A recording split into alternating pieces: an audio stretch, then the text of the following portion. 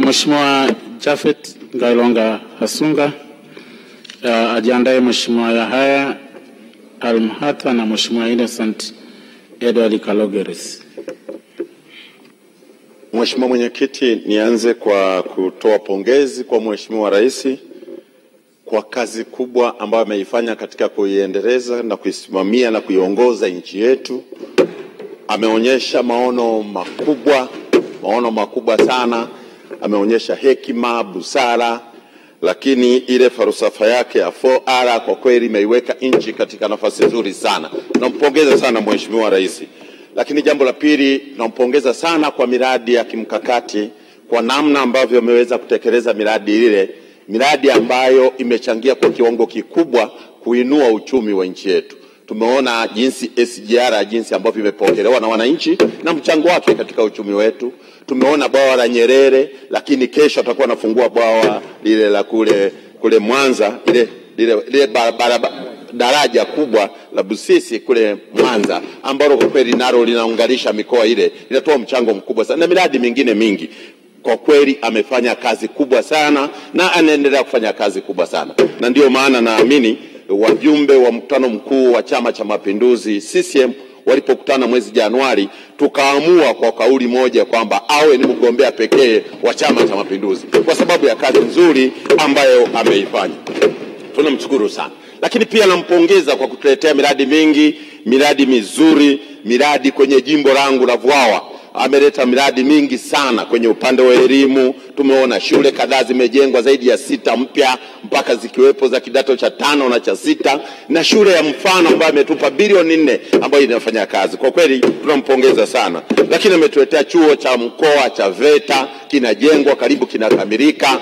Nina imani kabisa kwamba hela zikitolewa basi kikikamilika kitatoa mchango mkubwa sana katika kuandaa vijana wetu kupata ujuzi, kupata maarifa yatakaowawezesha kuweza kujitegemea na kuchangia katika uchumi wa nchi yetu. Lakini zaidi ya hapo, juzi ametupatia tena fedha milioni 250 kwa ajili ya kujenga kituo cha afya, na vituo vingine vya afya ametupatia, magari ya wagonjwa ametupatia. Tunampongeza sana. Lakini zaidi ya hapo, ameridhia barabara ile ambayo ilikuwa imechaguliwa kwa ajili ya kujengwa na wakandarasi wanawake, ili waweze kuhakikisha kwamba wanajengewa uwezo. Ile barabara kwa kweli ameridhia na mikataba imesainiwa juzi. Tunamshukuru sana kwa kazi nzuri ambayo ameifanya.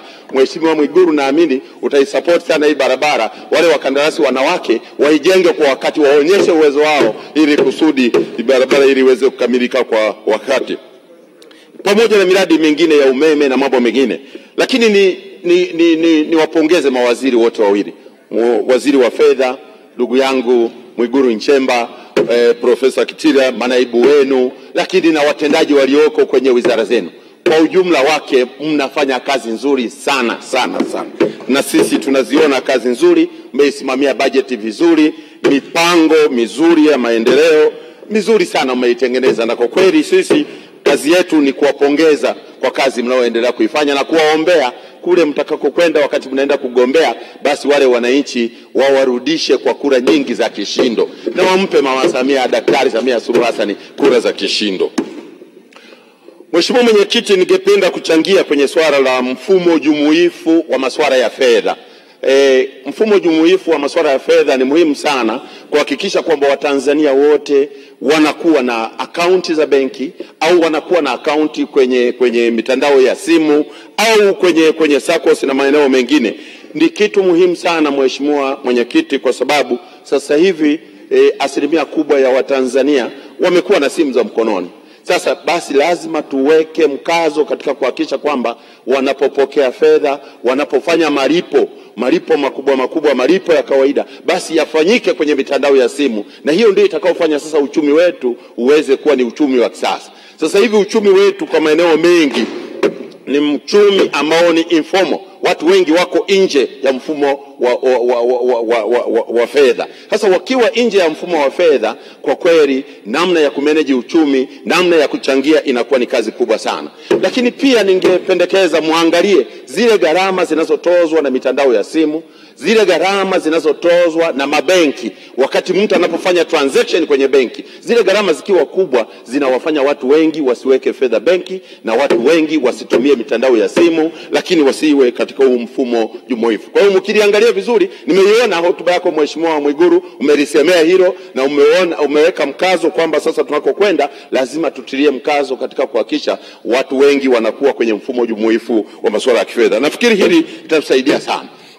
Lakini jambo lingine linaloendana na hilo ni sera ya bima. Sera ya bima, tumetunga sheria ya bima ya afya kwa wote. Hiki kitu ambacho ni kitu muhimu sana, na tunatoa pongezi kubwa sana, kwa sababu sasa hivi matibabu yamekuwa ni gharama kubwa.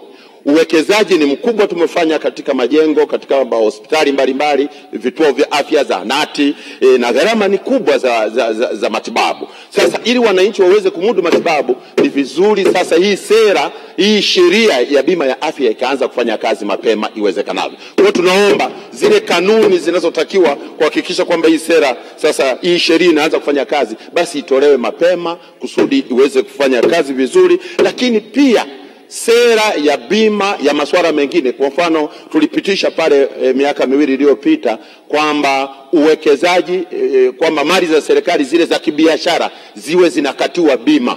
Magari ya serikali, baadhi ya magari yao yanakatiwa bima, baadhi ya mitambo ikatiwe bima. Basi tunaiomba ile sera, Mheshimiwa Waziri, basi ile sera kama mnaweza mkatuletea zile kanuni zikaja kwa wakati, ili ziweze kusaidia kuhakikisha kwamba hii sasa sheria inatekelezeka vizuri, itakuwa ni swala la msingi sana, na hii itasaidia. Lakini jambo la tatu linaloendana na masuala jumuifu ni masuala ya mikopo. Sasa hivi mikopo mingi ambayo inatolewa, bado kasi ya utoaji mikopo kwenye sekta binafsi sio nzuri sana. Kwa hiyo ningependekeza mikopo kwenye mabenki, mikopo ya taasisi mbalimbali tuelekeze katika sekta binafsi, ambayo ndo injini ya ujenzi wa uchumi wetu. Sekta binafsi ikipata mikopo itaweza kuchangia kwa kiwango kikubwa katika kuleta uchumi imara na katika kujenga mambo haya.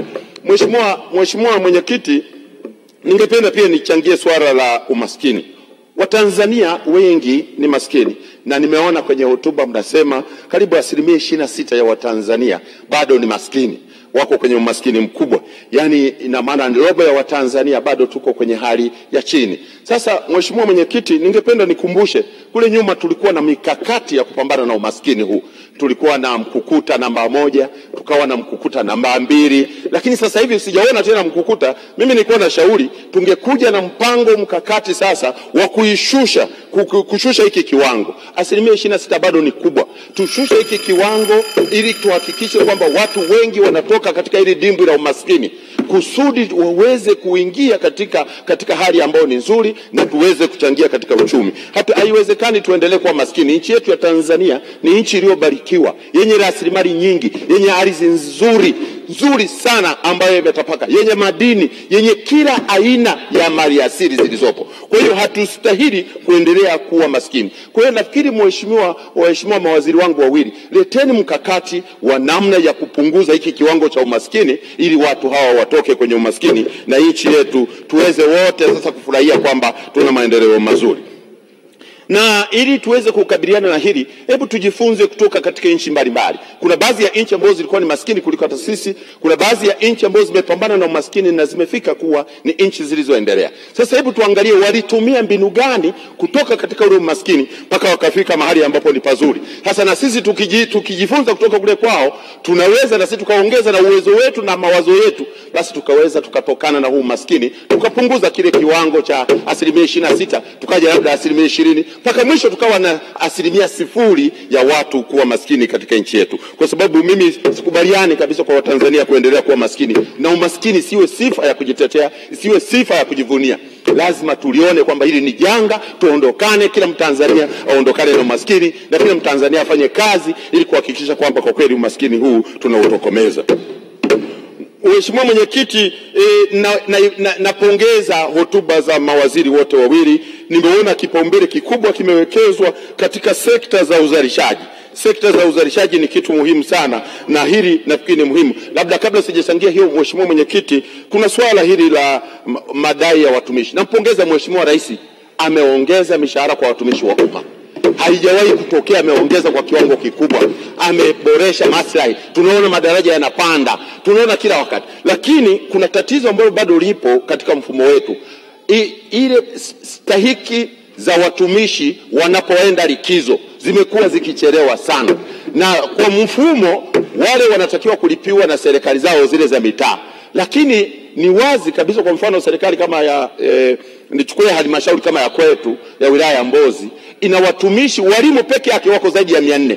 Sasa wale wakienda karibu 200 wote wakienda kwa likizo ya mwaka wakaqualify malipo, kwa kweli uwezo wa halmashauri unakuwa ni mdogo sana kuweza kugharamia zile stahiki, kuwalipia zile nauli. Na hii inasababisha sasa deni la watumishi linaendelea kukua. Wanasema nenda likizo alafu tutaendelea kudai, kwa hiyo tunakuwa na madeni. Kwa hiyo mimi nafikiri hebu tuliangalie vizuri ule mfumo wa stahiki za watumishi wanapoenda likizo, namna ya kukabiliana nao itatusaidia sana. Mheshimiwa Mwenyekiti, nataka niongelee miundombinu mizuri katika kipaumbele cha Waziri wa Mipango. Tuweke kipaumbele katika maeneo yafuatayo. Umeyataja maeneo vizuri sana, umeyaweka vizuri sana. Mimi naichukulia neno uzalishaji kuligawanywa katika maeneo matatu. Eneo la kwanza ni viwanda, eneo la pili ni biashara, na eneo la tatu ni huduma za jamii. Sasa kwenye biashara pale, kwenye viwanda pale ndio pana kilimo. Kwenye extractive industry tuna kilimo, tuna uvuvi, tuna ufugaji, tuna madini na kadhalika. Ile ndio sekta za uzalishaji. Tuwekeze, tuendelee kuwekeza zaidi. Itatusaidia sana kuondokana na umaskini, itatusaidia sana kuongeza uzalishaji wa malighafi, na itatusaidia sana katika kuongeza vitu vingine. Tukitoka hapo, Mheshimiwa Mwenyekiti, tutakwenda kwenye sasa viwanda mama, manufacturing industry. Tukitoka pale tutaenda kwenye constructive industry, tutaenda kwenye biashara. Nchi yetu kwa sababu iko strategically located, biashara lazima tuitilie mkazo. Biashara za ndani, biashara za nje zitatusaidia sana. Lakini ili kilimo kiweze kuendelea lazima tuwekeze kwenye. Dakika moja Mheshimiwa Mwenyekiti. Tafadhali hitimisha. Kwa hiyo ili kilimo kiweze kuendelea tunahitaji hii malighafi inayozalishwa. Basi hii malighafi sasa iongezewe thamani, tuongeze thamani. Ndio maana natilia mkazo kwamba viwanda ni muhimu sana kwa maendeleo ya nchi yetu. Bila kuongeza thamani, Mheshimiwa Mwenyekiti, tukiendelea export raw materials nje, kuuza malighafi ambazo hazijakamilika, hali inakuwa sio nzuri na uchumi hauwezi kukua. Kwa hiyo ili tukue, tuwekeze, tuongeze thamani, na imani itasaidia sana. Kwa hiyo Mheshimiwa Mwenyekiti, na kushukuru sana, na ninaunga mkono hoja, na ninawapongeza mawaziri, na imani kazi mlioifanya, hizi budget mlizozileta, mipango mlioleta ni mizuri sana, na sisi tunaiunga mkono na tuna imani tutapiga hatua kubwa sana. Mungu awabariki. Asanteni sana kwa kunisikiliza. Sky TV.